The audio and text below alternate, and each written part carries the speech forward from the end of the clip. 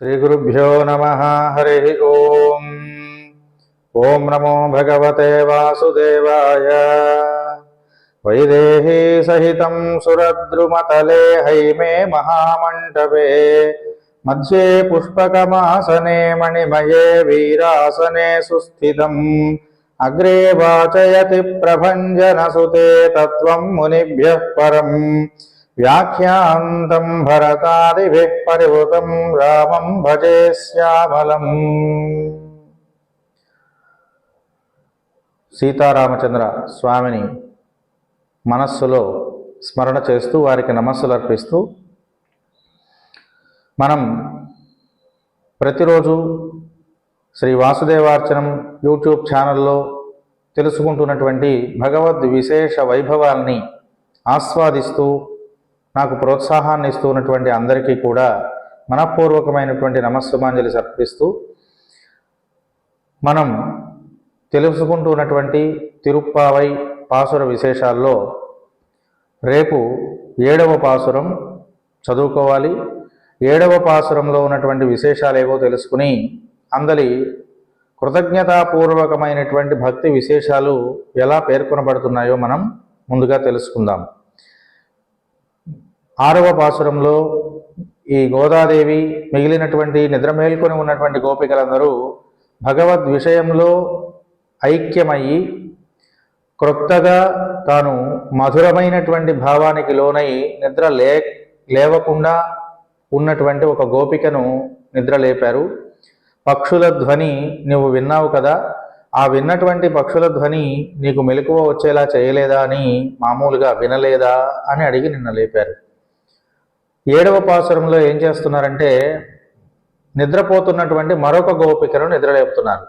ఈవిడ ఎలా నిద్రపోతోందట అంటే తెల్లవారుతోందని తెలిసి కూడా పక్షుల ధ్వనులు కూజితములు మొదలైనవి విని కూడా ఆవిడ లేవట్లేదట.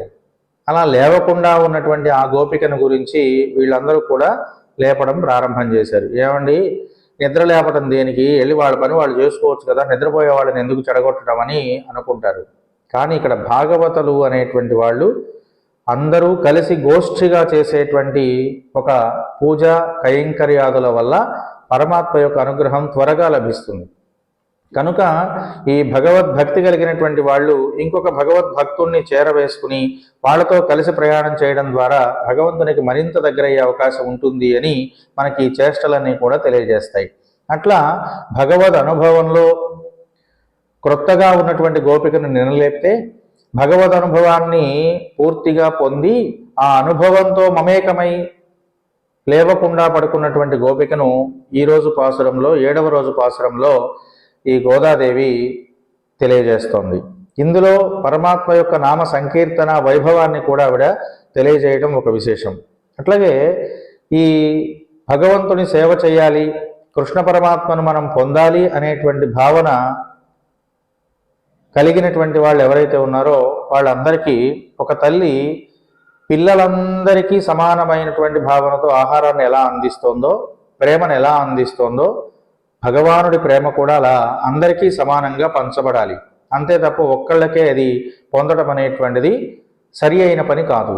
కనుక భాగవతులు ఏం చేస్తారంటే మిగిలినటువంటి భక్తులందరినీ కూడా పరమాత్మ సన్నిధికి తీసుకొని వెళ్ళడం అనేది జరుగుతూ ఉంటుంది. దీన్నే గోష్ఠి అని పిలుస్తారు. ఇలాంటి గోష్ఠీ రూపమైనటువంటి సేవ పరమాత్మకు చాలా ప్రీతిపాత్రమైనది అని మనం తెలుసుకోవాలి. కనుక గుళ్ళోకి వెళ్ళేటప్పుడు ఒంటరిగా మనం ఏదో బుట్ట తీసుకుని ఒక కొబ్బరికాయ పెట్టుకొని వెళ్ళిపోయి పూజ చేయించేసుకొని వచ్చేసేస్తే ప్రయోజనం కంటే ఇంకొకళ్ళనో ఇంకో ఇద్దరినో ముగ్గురునో నలుగురినో కలుపుకొని మనం అందరితో కలిసి దేవాలయానికి వెళ్ళి పరమాత్మకు గనక దర్శనం చేసుకోగలిగితే ఆ పరమాత్మ కటాక్షం మనకు సమృద్ధిగా లభిస్తుంది.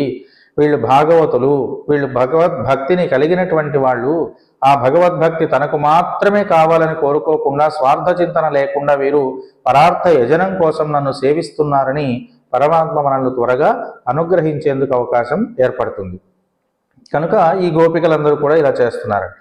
ఇట్లా ప్రతి సందర్భంలోనూ కూడా గోపికలను కలుపుకొని వెళ్ళడం, ఆ గోపికలందరితో కలిసి భజన చేయడం, గోపికలందరితో కలిసి వ్రతమాచరించడం, ఇవన్నీ దేనికి కారకములు అంటే మనందరికీ కూడా నలుగురిని కలుపుకొని వెళ్ళడం వలన కలిగేటువంటి సుఖ సౌఖ్యాది విశేషముల ఫలాన్ని తెలియజెప్పడం కోసమే. కనుక అందరం తెలుసుకోవాలి ఈ విషయాన్ని. మనం ఒక్కళ్ళమే వెళ్ళి ఏదో చేసుకొని వచ్చేదానికన్నా నలుగురితో కలిసి వెళ్ళి దేవాలయాలకు, దర్శనీయ స్థలాలకు వెళ్ళడం ద్వారా, తీర్థయాత్రలు చేయడం ద్వారా మంచి మంచి ఫలితాలని మనం పొందగలుగుతాం. అట్లా ఈ గోపికలు ఈ విషయం ద్వారా మనకు అందిస్తున్నటువంటి ఈ విషయం అది. దాంతోపాటు నిన్న మేల్కొల్పడంలో తెల్లవారింది అనడానికి గుర్తుగా వీళ్ళు ఏం చెప్పారు, ఒక 3 శబ్దాలని పేర్కొన్నారు. అవేమిటవి? మొట్టమొదటిది పక్షులు ధ్వని చేస్తున్నాయి, అది వినపడలేదా అన్నారు. ఆవిడ అన్నది అది వినపడలేదు నాకు ఏమి, పక్షులు ధ్వని చేస్తే అది తెల్లవారడానికి సూచకమా, కనుక నాకు అది కాదు, ఇంకోటి చెప్పమన్నప్పుడు గరుత్మంతుని యొక్క సన్నిధిలో ఊదబడుతున్నటువంటి భగవత్ సేవకై ఆహ్వానిస్తున్నటువంటి తెల్లని శంఖనాదాన్ని రెండవ గుర్తుగా చెప్పారు వాళ్ళు, ధ్వని. ఇక మూడవ ధ్వని ఏం చెప్పారు? యోగులు, మునులు మొదలైన వాళ్ళందరూ కూడా హరిహరి అనేటువంటి నామ సంకీర్తనం చేస్తున్నారు, ఆ ధ్వని వినపడలేదా అని వీళ్ళు అడిగారు. ఇది నిన్న 3 రకాలైనటువంటి ధ్వని విశేషాలను గురించి వాళ్ళు చెప్పారు. ఈరోజు అంటే 7వ రోజు పాసురంలో కూడా వీళ్ళు ఏం చేస్తున్నారు, మరలా 3 విధాలైనటువంటి శబ్దాలనే చూపిస్తున్నారు. ఈ 3 శబ్దాలతో 3 అనేటువంటి సంఖ్యతో కూడుకున్న శబ్దాన్ని చెప్పడంలో విశేషం కూడా ఉంది. ఇది ఈ పాసురంలో చెప్పబడుతుంది. అట్లా మరలా ఇవాళ కూడా ఒక 3 శబ్దాలని వాళ్ళు చెప్తున్నారు. నిన్నేమన్నారు? వినలేదా అన్నారు. ఇవాళ ఏమంటున్నారు? విని కూడా పడుకున్నావా అంటున్నారు. మాటలో చూడండి ఎంత తేడా ఉన్నదో. వినకపోవడం ఒకటైతే విని కూడా లేవకుండా ఉండడం అనేటువంటిది ఒకటి. కాబట్టి ఇక్కడ వీళ్ళు ఏమంటున్నారు? విని కూడా నువ్వు లేవట్లేదా అన్నారు. దీనివల్ల ఏం తెలుస్తోంది అంటే, మొట్టమొదట ప్రతి మానవుడు కూడా ఏం చేయాలి? శ్రవణం చేయాలి, వినాలి. ఎవరు చెప్పినా వినాలి. అదే కదా మనకు శతకాలలో వాటిలో కూడా చెప్పబడినటువంటి విషయం. వినదగునెవ్వరు చెప్పిన వినినంతనే వేగపడక వివరింపదగున్ కని కల్ల నిజము తెలిసిన మనుజుడెపో నీతి పరుడు మహిళో సుమతి. సుమతి శతకకర్త బద్దెన ఎవ్వరు ఏ మాట ఎలా చెప్పినా వినాలి. ముందు వినడంలోనే మనకు మానసికమైనటువంటి ఒక అభిప్రాయం కలుగుతుంది. కనుక వినడం అనేటువంటిది చాలా ప్రసిద్ధమైనటువంటి ఒక పని, శ్రవణం చేయడం. అందుకనే నవవిధ భక్తి మార్గాలలో కూడా మొట్టమొదటి భక్తి మార్గం ఏది అంటే శ్రవణమే. కనుక వినడానికి ఎంత ప్రాశస్త్యం ఉన్నదో మనం ఇక్కడ తెలుసుకోవాలి. అందుకనే నిన్న వాళ్ళు ఏమన్నారు? వినలేదా అన్నారు. శ్రవణం చేసిన మనసు ఎప్పుడూ కూడా లేవకుండా ఉండలేదన్నమాట. భగవంతుని గురించి తెలుసుకున్నటువంటి, విన్నటువంటి ఏ మనస్సు నిశ్చలంగా ఒక చోట కూర్చొని ఉండలేదు. పరమాత్మ సన్నిధికి వెళ్ళడానికి, పరిగెత్తడానికి ప్రయత్నం చేస్తుంది. ఈవిడ పడుకొని నిద్రపోతుంది కనుక వినలేదా అంటున్నారు. కాబట్టి మనం తెలుసుకోవాల్సినటువంటిది ఏమిటంటే ఇక్కడ శ్రవణము. ఈ శ్రవణము చేసినప్పుడు ఏం చేయాలి? కనికల్లా నిజము తెలుసుకోవాలి. అందులో ఏది నిజము ఏది అబద్ధం అనేటువంటి దాన్ని చూసి తెలుసుకోవాలట. అంతే తప్ప మరొకటి కాదు. ఇప్పుడు విన్నారు, పక్షుల పూజితములు వస్తున్నాయంటే, పక్షులు లేచి తిరుగుతున్నాయంటే తెల్లవారుతోంది అనేటువంటిది ఒకటి అనేసుకుని ఊరుకోవటం కాదు శ్రవణం చేయడం వల్ల చేయవలసిన పని. బయటకు వచ్చి చూసి తెల్లవారుతుందో లేదో చూడాలట. చూసి కానీ కల్లా అది నిజమా అబద్ధమా, కల్లా నిజమా తెలుసుకోవాలి. అట్లాగే భగవద్భక్తికి సంబంధించినటువంటి విషయం కూడా అక్కడికి వెళ్ళి చూచి దాంట్లో ఉన్నటువంటి ఒక స్వారస్యాన్ని గ్రహించడం అనేదే ఇందులో ఉన్నటువంటి గొప్ప విషయం. శ్రవణం చేయడం ద్వారా ఏం చేస్తుంది? మనలో ఒక రకమైనటువంటి ఆసక్తి కలుగుతుంది. ఆ ఆసక్తి ద్వారా పరమాత్మ సన్నిధికి మనం వెళ్ళడానికి, భగవంతుడిని చేరుకోవడానికి, మనం చేసేటువంటి పనిలో తన్మయత్వాన్ని పొందడానికి అవకాశాన్ని ఏర్పరుస్తుంది ఈ శ్రవణం. అందుకని నిన్న వాళ్ళు ఏమన్నారు? వినలేదా అని అడిగారు. ఇవాళ కూడా ఏమంటున్నారు? విని కూడా లేవలేదా అంటున్నారు. కాబట్టి వినడానికి ఇంత ప్రాధాన్యత వీళ్ళు ఎందుకు ఇచ్చారు అంటే, శ్రవణం అనేటువంటి ఒక పని ద్వారా భగవత్ సాన్నిధ్యం త్వరగా చెందుతుంది, కనపడుతుంది అనే ఉద్దేశ్యంతో. అట్లాగే వీళ్ళు చేసేటువంటి శ్రవణ భక్తి కలిగినటువంటి వాళ్ళు ఈ రోజున ఆశ్రయించబడుతున్నారు అని తెలుసుకోవాలి. ప్రతిరోజు కూడా మనం విన్నాం, నిన్న విన్నాం, ఇవాళ విన్నాం, రేపు వింటాం. ఇలా వింటున్నటువంటి విషయాల ద్వారా ఏదో ఒక రోజు మనం కూడా అక్కడికి చేరుకుంటాం. కాబట్టి వినడం ద్వారా అనేక రకాల ప్రయోజనాలు కలిగి ఉన్నాయి అని మనం తెలుసుకోవాలి. అందులో మొట్టమొదటిది ఏం వినలేదని అడుగుతున్నారు? అవ్యక్తమవుతున్నటువంటి పక్షి శబ్దాన్ని వినలేదా అని అడుగుతున్నారు. ఈ పక్షులు పొద్దున్నే లేచి భగవన్నామాన్ని స్మరిస్తూ ఉంటాయి. అందుచేత భగవన్నామాన్ని పక్షులు స్మరించడం ఏంటంటే మరీ చెప్తారు కదా అని మీరు అనవచ్చండి. ఇక్కడ తెలుసుకోవాల్సిన విషయం ఏంటంటే భారద్వాజ పక్షులని కొన్ని పక్షులు ఉంటాయి. పొద్దున్నే తెల్లవారుజామున నిద్రలేచేవి ఇవే. ఇవేం చేస్తాయంటే భారద్వాజుడు అనేటువంటి మహాముని తపస్సు చేసి తాను వేదములలో ఉన్నటువంటి 3 రకములైన వేదములను ఆమూలాగ్రం తెలుసుకోవాలి అని ప్రయత్నం చేశాడు. అలా ప్రయత్నం చేయడం కోసం ఆయన ఏం చేశాడంటే 300 సంవత్సరాల పాటు బతికాట పట్టుదలతోటి. నేను వేదాలలో ఉన్న విషయాలు తెలుసుకోవాలి, పరిపూర్ణంగా తెలుసుకోవాలి అని. కానీ ఆయన తెలుసుకోలేకపోయాడట. ఎంత చేసినా అందులో ఒక భాగాన్ని కూడా ఆయన తెలుసుకోలేకపోయాడట. అందుచేత ఆయన ఏం చేయడం మొదలుపెట్టాడంటే ఇంకా తెలుసుకున్న వాళ్ళతో చర్చించడం మొదలుపెట్టాడు.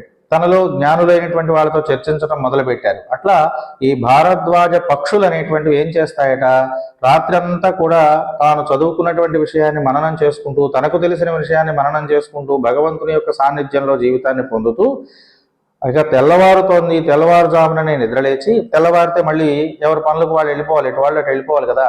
అందుచేత అందరము ఒక చోటకి చేరతామని వీళ్ళందరూ ఒక చోటకి చేరి తానుకు తెలిసినటువంటి, తను అనుభవించినటువంటి భగవత్ సంబంధమైన ఆత్మీయతను, భగవత్ సంబంధమైనటువంటి అనేక రకాల విశేషాలని, జ్ఞానాన్ని పక్కన వాళ్ళతో పంచుకుంటూ మాట్లాడుకుంటూ ఉంటాయట ఆ పక్షులన్నీ కీచు కీచుమని శబ్దాలు చేస్తూ. అలా చేస్తున్నటువంటి శబ్దాలన్నీ దేనికి నిదర్శనాలట? భగవన్నామ సంకీర్తనమునకు నిదర్శనాలట. వేదములను గురించి తెలుసుకోవాలనుకున్న భారద్వాజ పక్షి కదా అది. వేదములలో అంగమైనటువంటి వాడు, వేదములకు ఆధారమైన వాడు ఎవరు అంటే పరమాత్మ. కనుక భగవంతునికి సంబంధించిన విశేషములను చర్చించుకోవడమే పక్షుల యొక్క కిలకిల రావముల పరమార్థము అని చెప్తున్నారు. వాస్తవంగా వాటికి అర్థం లేకపోవచ్చు, కానీ ఇలా దీనిని ఒక సూచనప్రాయంగా పక్షుల యొక్క కిలకిల రావములలో ఈ విషయాన్ని సూచన చేయడం మనం అందరం కూడా తెలుసుకోవాల్సినటువంటి విషయం. ఇట్లా భగవన్ నామాన్ని పలుకుతూ ఉన్నప్పుడు, వింటూ ఉన్నప్పుడు దాంట్లో ఉన్న అర్థం తెలిసినా తెలియకపోయినా, కొన్నాళ్ళకి దీంట్లో ఉన్నటువంటి అర్థపర్యంతము విచారణ చేసినా చేయలేకపోయినా, దాంట్లో ఉన్నటువంటి శబ్దంలో ఒక ఆనందం ఉంటుంది. ఆ పక్షులు అరుస్తూ ఉంటే వినాలి అనేటువంటి ఒక కోరిక కలుగుతుంది. ఆ పక్షులు మాట్లాడుతున్నంతసేపు, అరుస్తున్నంతసేపు అక్కడే ఉండి ఏదైనా కిలకిలా ధ్వనులు చేస్తుంటే హాయిగా అనిపిస్తుంటుంది కదండి మనకు. అట్లా అనిపిస్తున్నటువంటి ఆ హాయిని గొల్పేటువంటి శబ్దాలు వినడం ద్వారా ఏం జరుగుతోంది అంటే మన ఆత్మ సంతృప్తి చెందుతోంది, మనస్సు ప్రశాంతతకు లోనవుతోంది. అప్పుడు మనస్సు ప్రశాంతతని తెచ్చుకోవడం వల్ల ఏం సాధిస్తున్నాం మనం అంటే మన మనస్సు భగవద్ విషయం వైపుకి మరలడానికి అవకాశం ఉంటుంది. త్వరగా స్నానం చేద్దాం, త్వరగా భగవద్ ఆరాధన చేద్దాం, త్వరగా దీపారాధన చేద్దాం, త్వరగా పరమాత్మ ప్రార్థన చేద్దాం, ఇలాంటి ఆలోచన కలుగుతుంది మనందరికీ. కనుక పక్షుల యొక్క కిలకిలారావముల శ్రవణమే భగవద్భక్తికి ఆధారమవుతోంది అని వీళ్ళు చెప్తున్నారు. అట్లా అందులో ఉన్నటువంటి ఒక విశేషం ఈ పక్షుల యొక్క కిలకిలారావముల ధ్వని. ఇక రెండవ ధ్వని ఏమన్నారు? శంఖధ్వని. శంఖధ్వని దేనికి ఆధారం అవుతుంది అంటే ఇది వాస్తవంగా భగవత్ సంబంధమైన విషయం కాకపోయినప్పటికీ మనస్సుని ప్రశాంతత కలిగించి భగవంతుని వైపుకు వెళ్తోంది. ఇక రెండవది ఏమిటది అంటే శంఖధ్వని. శంఖధ్వని అంటే శంఖం దేనికి ఊదుతారు? ఏదైనా ఒక యుద్ధానికి వెళ్ళేటప్పుడు ఊదుతారని మనకు తెలుసు. కానీ భగవదాలయములలో, దేవాలయములలో కూడా శంఖనాదం వినిపించడం అనేది మనము తెలుసుకోవాల్సిన విషయం. ఉదయాన్నే శంఖధ్వని చేస్తారు. ఇలా చేస్తున్నటువంటి శంఖధ్వని దేనికి నిదర్శనం అంటే భగవద్ ఆరాధన చేయడానికి మేము పూనుకొనుచున్నాము అని భగవద్భక్తులందరూ కూడా ఆలయం నుండి ప్రపంచానికి తెలియచెప్పేటువంటి, వెలుగుపరచేటువంటి ఒక విషయం, ఆహ్వానమని అర్థం. అట్లాంటి దానిని వినలేదా అని అడుగుతున్నారంటే కేవలం పూజా కైంకర్యానికి సంబంధించినటువంటి ఆహ్వాన ధ్వని అది. అలాంటి ధ్వనిని వినపడినా కూడా నువ్వు ఎందుకు లేవట్లేదు అని వాళ్ళు అడిగారు నిన్న. అట్లాగే ఇంకొక ధ్వని ఏమని? హరిహరి అని. హరి సేవ చేయడమే పరమావధిగా ఆ శంఖధ్వని విన్నావు, అయినా సరే లేవలే. ఆ పూజ కోసం వెళ్ళిపోతున్నటువంటి ఆ మునులు, యోగులు మొదలైనటువంటి వాళ్ళందరూ వెళుతూ వెళుతూ హరిహరి అని నామ సంకీర్తనం చేస్తున్నారు కదా. అట్లా చేస్తున్నటువంటి ఆ నామ సంకీర్తనం వినైనా సరే నీలో వెలుగు రాలేదా? త్వరపడాలనేటువంటి భావన కలగడం లేదా? తన్మయత్వాన్ని నువ్వు ఒక్కదానివే అనుభవిస్తే ఎలామా, లేచిరా అని వాళ్ళు నిన్న అందరూ ప్రార్థన చేశారు. మనం తెలుసుకుందాం. ఈ రోజున వీళ్ళు ఏమంటున్నారంటే, ఇవన్నీ వినపడి కూడా నువ్వు లేవట్లేదా అని రెండవ గోపిక దగ్గరికి వెళ్ళి మాట్లాడుతున్నారు. ఆవిడ ఏం మాట్లాడట్లేదు, వినపడింది అయినా సరే నేను లేవట్లేదు, అందులో ఉన్నటువంటి ఏమిటో అనేది తెలుసుకోవాలి అని వీళ్ళు అనుకుంటున్నారు. ఆత్మలో పరమాత్మను ధ్యానం చేస్తూ ఆవిడ ఇవన్నీ వినపడుతూ ఉన్నప్పటికీ కూడా నేను అనుభవిస్తున్నాను కదా, నేను ఆ పరమాత్మ జ్ఞానాన్ని పొందుతున్నాను కదా, నేను ఆ స్వామి సేవలో నేను నిమగ్నమై ఉన్నాను కదా, నేను తరిస్తున్నాను కదా అని నువ్వు ఒక్కదానివే ఆ మధురానుభూతిని పొందుతున్నావా ఏమిటి? లోపల నుంచి బయటికి రావట్లేదు, బాగా తేజస్సుతో ప్రకాశిస్తున్నావే నువ్వు, కానీ ఎందుకు రావడం లేదు అని వీళ్ళందరూ పిలుస్తున్నారు. అంతేకాకుండా ఇంకొక చిన్న విషయం ఏంటంటే అండి, ఇక్కడ పక్షులతోటి ప్రార్థన చేయడం అనేటువంటి దానిలో మరొక విశేషం కూడా ఉంది. ఏ వేద పఠనం చేసినా, ఏ పూజాది కైంకర్యాలు ప్రారంభం చేసినా పండితులందరూ ఏం చేస్తారంటే శ్రీ గురుభ్యో నమః హరి ఓం అని ప్రారంభం చేస్తున్నారు. దీంట్లో పక్షులు అనేటువంటివి దేనికి గుర్తు అంటే, ఈ పక్షుల శబ్దములు, ఆ మాటలు ఇవన్నీ కూడా శ్రీ గురువులు అనేటువంటి పేరుతో పిలువబడుతున్నాయి. శ్రీ గురు శబ్దములకు ఆధారములైనవి పక్షులే. కనుక ఇక్కడ శ్రీ గురుమూర్తులుగా కీర్తించదగినటువంటి ఆ పక్షుల యొక్క ధ్వనిని ముందుగా చెబుతూ శ్రీ గురుభ్యో నమః అనేటువంటి ఒక మాటని సూచిస్తున్నారు వీళ్ళందరూ. వ్రతాన్ని ఆరంభం చేయడంలో గోపికలు పక్షులను చెప్పడంలో శ్రీ గురుభ్యో నమః అని అన్నారు.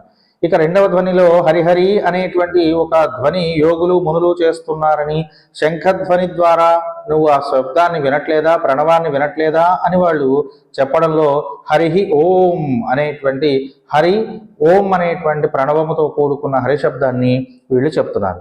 కనుక వ్రతారంభం చేస్తూ వీళ్ళందరూ కూడా ఏం చేశారట, శ్రీ గురుభ్యో నమః హరి ఓం అని హరినామ సంకీర్తనం చేసి వ్రతాన్ని ప్రారంభం చేశారు అని మనకు నిన్నటి పాసురం ద్వారా అవ్యక్తమవుతున్నటువంటి విషయం. అట్లాంటి ఈ గోపికలందరూ కూడా హరిశబ్దాన్ని ప్రార్థన చేస్తూ వ్రతారంభం చేసి ఈ రోజున శ్రవణంలో ఉన్నటువంటి వైవిధ్యాన్ని వివరిస్తున్నారు.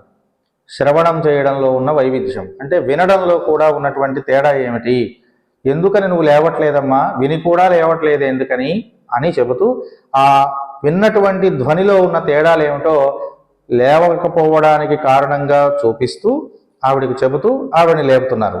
ఇది 7వ పాసురం అండి. మనం 7వ పాసురాన్ని ఒకసారి పఠించుకుందాం. కీసు కీశన్ రింగు మాన ఈచ్చాత్తంగళందు பேசின பேச்சரவம் கேட்டிலையோ பேய பெண்ணே காசும் பிறப்பும் கலகலப்பக்கை பேர்த்து வாச நறுங்குழலாயிச்சியர் மத்தினால் ஓசை படுத்த தயிரரவம் கேட்டிலையோ நாயக பெண் பிள்ளாய் நாராயணன் மூர்த்தி கேசவனை பாடவும் நீ கேட்டே கிழித்தியோ தேசமுடையாம் திர వేలోరెంబాబాయ్. ఒక చక్కని విషయాన్ని ఈ పాసురంలో గోపికలందరూ కూడా ఈ రోజున చెబుతున్నారు. నారాయణ శబ్దం యొక్క విశిష్టత ఏమిటో చెప్తున్నారు, కేశవ శబ్దం యొక్క విశిష్టత ఏమిటో చెప్తున్నారు, మూర్తి స్వరూపుడైనటువంటి పరమాత్మ యొక్క స్వరూపాన్ని గురించి వీళ్ళు తెలియజేస్తున్నారు మనందరికీ కూడా.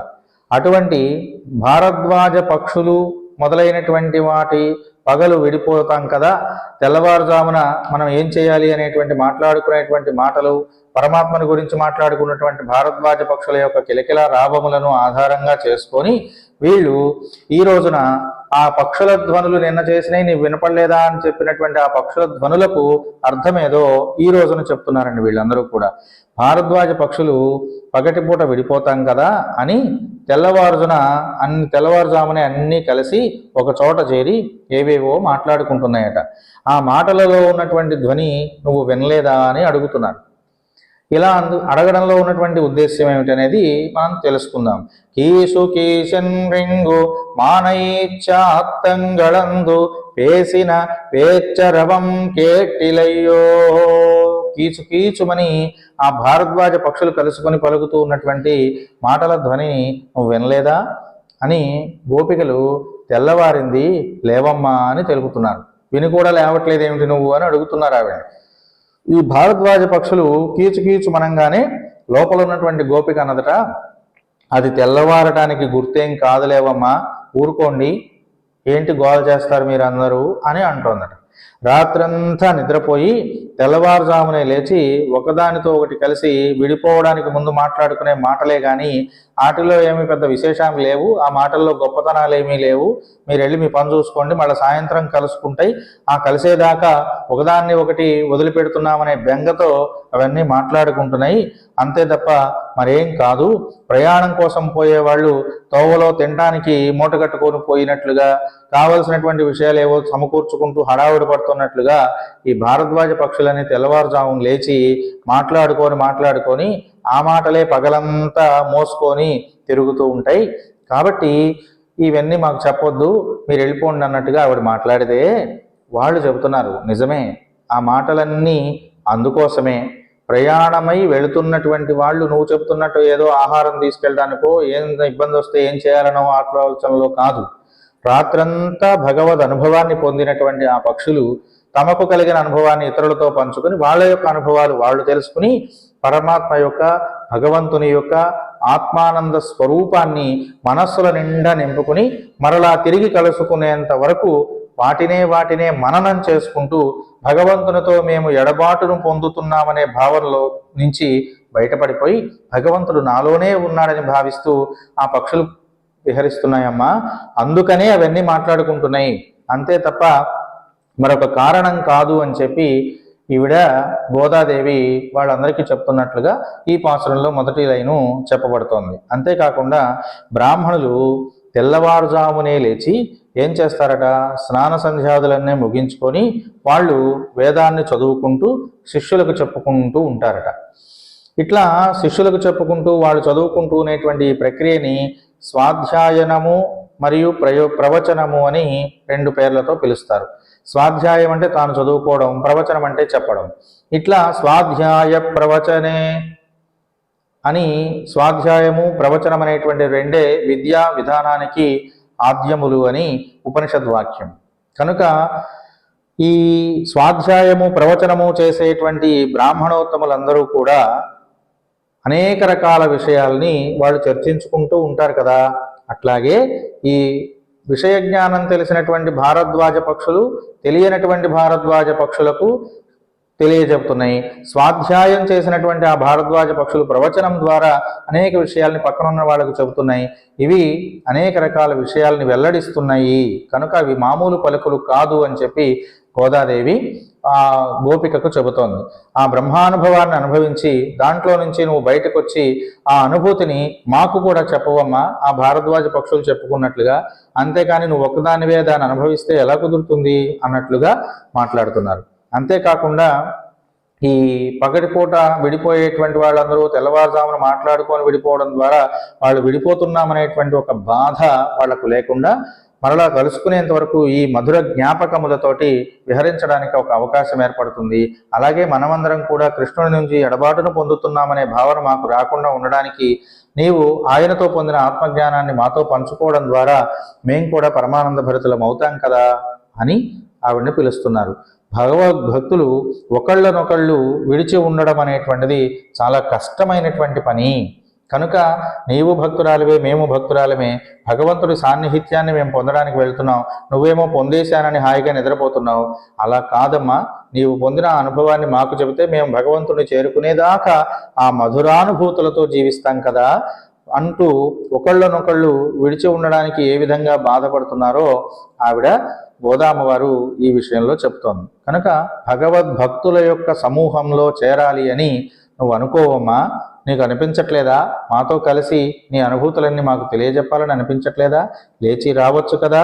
పేయి పెన్నే ఓ పిచ్చిదానా అంటున్నారు. పిచ్చిదానా అని ఎందుకన్నారు ఇక్కడ అంటే, భగవంతుని మీద ఉన్నటువంటి మధురానుభూతి అనే పిచ్చి. ఆ పిచ్చిలో ఏమైపోతున్నావు? మాతో పంచుకోవాలనేటువంటి జ్ఞానాన్ని పోగొట్టుకుని ఒంటరి దానివై నువ్వు ఒక్కదానివే అనుభవిస్తున్నావు. కనుక ఆ మాయలో నుంచి బయటికి రా, మమ్మల్ని కూడా కలుపుకో, మాకు కూడా అనుభూతిని పంచు అని పిలుస్తున్నారు.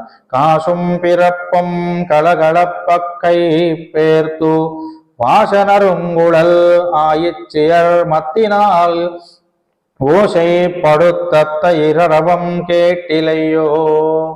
ఇందులో మన జీవన విశేషాలు కూడా 2-3 చెప్తున్నానండి, అవి ఏమిటో చూద్దాం. మెడలో ఉన్నటువంటి తాళిబొట్టు కాశుం పిరుప్పం. ఆడవాళ్ళు మెడలో ఆభరణాలు ధరిస్తారు. అలా ధరించేటువంటి ఆభరణాలలో తీయకుండా ఉండేటువంటి ఆభరణాలు 2 ఉన్నాయి. అవేమిటివి అంటే మంగళసూత్రము అనేటువంటిది ఒకటి, దానితో పాటు వేసుకునేటువంటి కాశం అనేటువంటి ఒక లక్ష్మీ రూపును ధరించినటువంటి రూపం ఒకటి. ఈ 2 ఆభరణాలని వాళ్ళు మెడలో నుంచి తీయకుండా ధరిస్తూ ఉంటారు ఎల్లప్పుడూ కూడా. దీనికి కారణం ఏదో చెప్తున్నారు వీళ్ళు ఈ విషయంలో. కాశం పిరుప్పం కలగళ పక్కై పేర్తు వాసనరుంగుళల్ ఆయిచ్చియర్. వాళ్ళు ఏం చేస్తున్నారట? ఆ మెడలో వేసుకున్నటువంటి ఆభరణాలు ఉన్నాయే అవన్నీ కూడా వాళ్ళు పెరుగు చిలుకుతున్నారటండి. పొద్దున్నే లేచి, తెల్లవారుజామున లేచి పెరుగు చిలుకుతూ ఉండంగా వాళ్ళ చేతులు ఇలా ఇలా కదులుపుతూ ఉన్నప్పుడు శరీరం కదిలి హృదయం మీద ఉన్నటువంటి ఆ తాళిబొట్టు ఆభరణములట ఒకదానితో ఒకటి కలహించుకోవడం వల్ల, మాట్లాడుకోవడం వల్ల, ఒకదానితో ఒకటి తగులుతూ ఉండడం వల్ల కలిగేటువంటి ధ్వని ఉన్నదే, ఆ ధ్వని నీకు వినిపించడం లేదా అంటున్నారు. ఇది ఎందుకు దీన్ని ఇలా చెబుతున్నారనే విషయం ముందు చూద్దాం. గలగల అనేటువంటి ఆ చేతులు ఊపుతూ ఉండడం వల్ల చేతులకు ఉన్న గాజులు ఊగుతున్నాయి, మెడలో ఉన్న ఆభరణాలు ఊగుతున్నాయి కదా, వాటి నుండి వస్తున్నటువంటి ఆ ధ్వనులు నీకు వినిపించట్లేదా?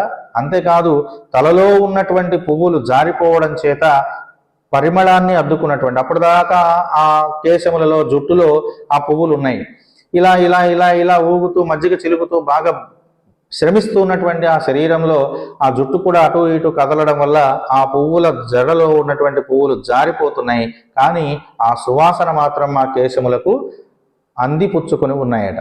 అలాంటి సువాసనాభరితములైనటువంటి కేశములతోనూ ఉన్నటువంటి ఆ గోప యువతులు ఎవరైతే ఉన్నారో, రేపల్లెలో ఉన్నటువంటి ఆ స్త్రీలు ఎవరైతే ఉన్నారో వాళ్ళందరూ కవ్వాన్ని తరచూ అలా అలా చిలుకుతూ ఉన్నారు కదా. ఆ చిలుకుతున్నప్పుడు గట్టిగా ఉన్నటువంటి ఆ పెరుగులో కవ్వం తిరుగుతున్నప్పుడు వచ్చేటువంటి శబ్దము నీకు వినిపించట్లేదా? ఎందుకు చిలుకుతున్నారు వాళ్ళందరూ?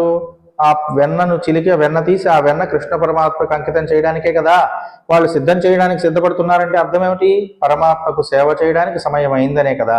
ఆ శబ్దాలు నీకు వినపడలేదా అని అడుగుతున్నా. ఇక్కడ ఉన్నటువంటి విశేషం ఏమిటంటే మెడలో ఉన్నటువంటి ఆభరణాలను చూపించడం, మెడలో ఉన్నటువంటి ఆభరణాలను చూపిస్తూ వీళ్ళు ఎంత గొప్ప విషయాన్ని చెప్తున్నారంటే అండి, ఆ పెరుగుని వేదముతో పోలుస్తున్నారు. గోవుల నుండి వచ్చేటువంటివి పాలు కదా, ఆ పాల నుండి వచ్చింది పెరుగు కదా. కాబట్టి వేదములు, గోవులంటే వేదములే కనుక వేదముల యొక్క సూచకముగా గోవులను చెప్తూ వాటి వల్ల మనకు లభిస్తున్నటువంటి ఆ పాలు ఏవైతే ఉన్నాయో అవే భగవత్ స్వరూపమైనటువంటి రూపగుణాలు. భగవత్ సంబంధమైనటువంటి రూప గుణ విశేషాలు ఏవైతే ఉన్నాయో అవన్నీ పాల రూపంలో ఆ వేదాలు మనకు అందిస్తున్నాయి, ఆ గోవు మనకు అందిస్తుంది. అలా అందుకున్నటువంటి వాటిని బాగా గురుముఖత ఆచార్యముఖత తెలుసుకుని మనస్సులో దృఢంగా దాచుకుని ఉండేటట్లుగా, గట్టిగా మనస్సులో దాచుకుని ఉండేటట్లుగా తెలుసుకోవడమే పెరుగు. తోడుకోవడం, ఏం తోడుకోవడం? భగవల్లీలా విభూతి మొత్తాన్ని కూడా మనస్సులో తోడు పెట్టుకోవడాన్ని పెరుగుగా సూచిస్తున్నారు.